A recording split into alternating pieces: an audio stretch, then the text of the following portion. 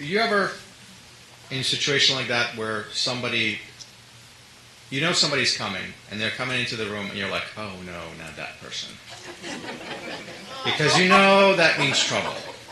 If that person gets into the room, there's going to be some kind of a conflict, some kind of a contention, some kind of an issue. Somebody's going to have a problem with something, and it's going to end up being some sort of a scene. So, okay, maybe you know people like that. By your laughter, I assume. Hopefully you're not that person. Okay? But the truth is that most of us, we like things calm. We don't like conflict. We like things peaceful. We like getting along. Most of us, we don't want somebody coming into the room and just stirring everything up. There are, however, disagreements. When we disagree, and we disagree vehemently, and the stakes are high sometimes, and sometimes the stakes could be life and death kind of stakes.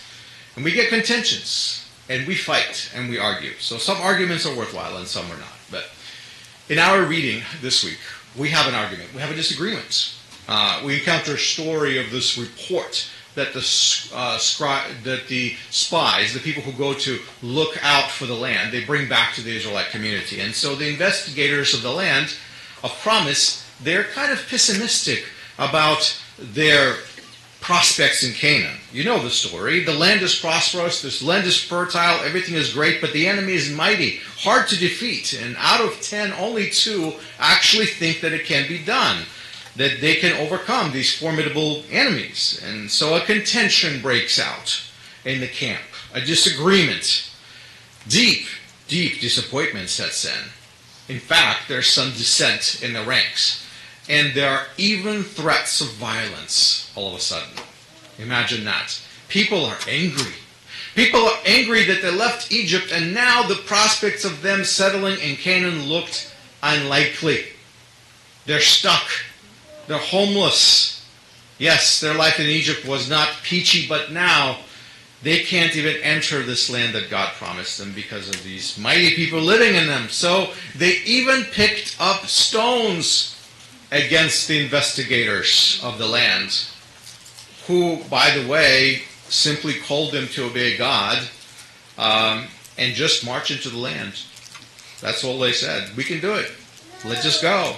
And suddenly, as the people are angry, and there's this contention, and people are picking up stones, thinking that we're going to throw these stones at these 2 people who think that we can do this, how dare they? God manifests His presence, and He's angry. And that's never good. He's angry at the crowds for not trusting Him to give them the victory. Because really that's what He's upset about. They already have the victory. He guarantees it, and they don't trust Him. Hashem considers actually destroying them. This is one of those moments that says, I'm going to destroy these people. I'm going to make new people out of you, Moses. And of course, Moses intercedes for them, and people are spared, but as a result, none of them who are there and complaining and grumbling and creating contention actually get to go into the land. So Caleb and Joshua do, but the rest do not. So many people, and myself included, as we listen to these words, and the words of Caleb and Joshua particularly spoke to me, can take something away from them, because I think most of us do struggle with trust, at least from time to time. There are days when we lack faith, when we lack courage that we should have, but we just doubt. And so the obstacles, whatever they may be, the enemies, they scare us, they intimidate us, they outweigh our sense of reliance on God, and all of a sudden we start saying to ourselves, I can't do this. I don't think I can overcome this. So that's why these words, they need to speak to us and encourage us. In Bamidbar, in Numbers, and we're reading chapter 13 and chapter 14. So in chapter 14:9, Joshua and Caleb, they said to the community, it says, Al timrodu, do not rebel. It's a very interesting statement. They realize what's happening. They realize that this contention is happening. So then they say, Al tirau et am haaretz. Do not fear the people of the land. And then they said an interesting phrase, Ki lachmenu hem. They are like bread to us. That's my translation. That's what it says. They told them that they could eat Canaanites for breakfast, basically. That's what they're saying. So then they continue. Sar tzilam me'alehem. Their protection. Tzelem is a shadow. The shadow is moved from them. It says, Sar tzilam. Okay, it's gone away. Hashem is with us. Adonai imanu, they say. And this simple reality that Hashem is with us should be the foundation of our trust. That's all we really need. We don't even need all these other explanations. All we need to know, God is with us. We don't have to worry about it. We forget sometimes that God stands with us as a people, corporately. That's what happens. We forget that. And we lose our trust, and we lose our faith, and we think that we're all on our own.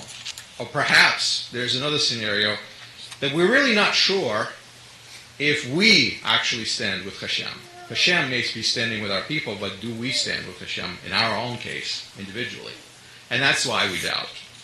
Decisions that we face today are really not that different, and they're unfortunately not as clear as the mandate to go take over Canaan. I mean, this is the easy part for Israelites. Go and take over this land. They know exactly what they're supposed to do. How many of us today face decisions that are not quite that cut and clear, right? We don't really know what we're supposed to do sometimes. So faith is required. So as I read these words, of course I see lessons for us. And I have two for you. And the first one is this. Fear losing God's shadow. Fear losing God's shadow. Joshua and Caleb believed that God's shadow, his protection, literally, tzel, as moved away from the Canaanites. That the people of Canaan were basically defenseless. I know it sounds strange to us, shadow. Like, a lot of times Western civilization tends to see shadows in a negative way. But I want you to realize you're reading a Middle Eastern text, and shadow is a really good thing if you live in a very sunny spot. Okay, so you are looking for shadows all the time to hide in. That's what protects you from the burning sun of the day. So while people in the West have funny things of saying like so-and-so is standing in the shadow of somebody and it's like a negative thing, well, this is actually a good thing. You want to be in the shadow of God because that means He's shielding you from the harmful things that are coming your way. So Joshua and Caleb, they know that God's shadow is gone from Canaanites. It's a certain defeat for them. And of course, it takes trust for them to believe that, but they kind of know what God is like. They've seen this before. And it's interesting that they say, Al timrodu, do not rebel. Like, why would they have chosen those words? See, the verb marad, it means to be rebellious, to be disobedient, to be contentious. I mean, this is like, that's why I said, how a person walks into the room and they just know that they're going to cause some sort of a scene. So that's what it's like. It's that person with contentiousness within them. And so Torah describes the battles that happen inside of us with these words of a revolt-like almost disobedience. That's what's going on within us, and so, of course, it comes out. On the other hand, we want to trust God on one side. On the other hand, we have this common sense. There's natural order of things. We look at the circumstances. We look at the predictable outcome. And we say, things are not looking good for me. Our common sense tells us that we're not going to be successful. But then we look on the other side again. Is it possible for God to defeat our enemy? Of course it is. It just takes trust. So we always have a choice. And the choice is always to be trusting towards God or to be contentious and to fight and to rebel and say, no, I'm not going to even try doing this, even though God is telling me to do this, because I know that this looks like I'm headed for defeat. I'm not going to succeed. So that's what happens with us. We kind of sort of argue with God through our life as we do this. People of faith are called to be aware of the constant connection we have with God. We always consider His presence, we consider His shadow to be there for us and a guarantee of our success.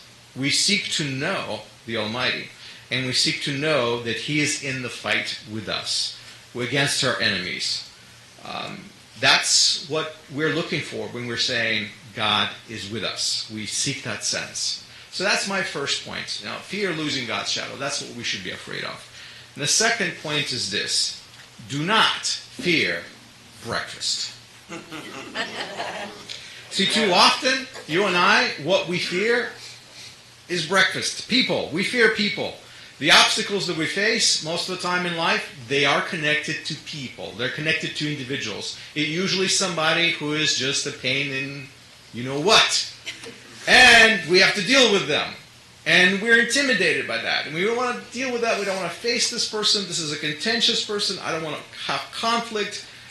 But what actually we have to realize, in these kinds of conflicts, people are the weakest part of the equation.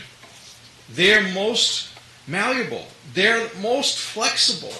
That is the problem that God can fix actually the easiest, because we think of people and we're intimidated by them because they have some influence, they have some power, they have abilities to change things, they can make things difficult for us, but Hashem can really twist things around on them. And He's not going to abandon you if you're walking with Him. He's not going to.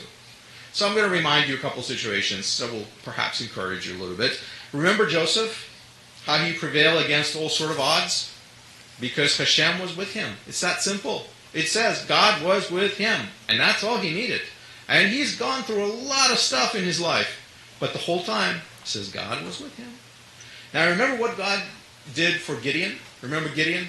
This mighty man who wasn't thinking that he was going to be victorious? See, the strong and mighty, they're easily confused. All it takes for God is to confuse the army of the enemy. That has happened before. And there's a story I'm reminded by, is in the book of Kings, and also it's in Chronicles. It talks about the Assyrians coming against Israel. And so the king has besieged the city. And all of a sudden, his soldiers get confused and they abandon the battlefield.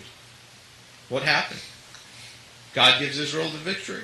His troops were just struck by dread and fear. They overcame with fear.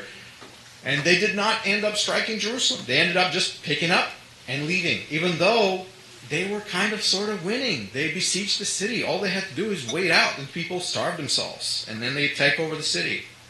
So you see, next time you feel intimidated by people, remember this phrase that the Torah teaches you. Kelach meinoyam. They are bread for us.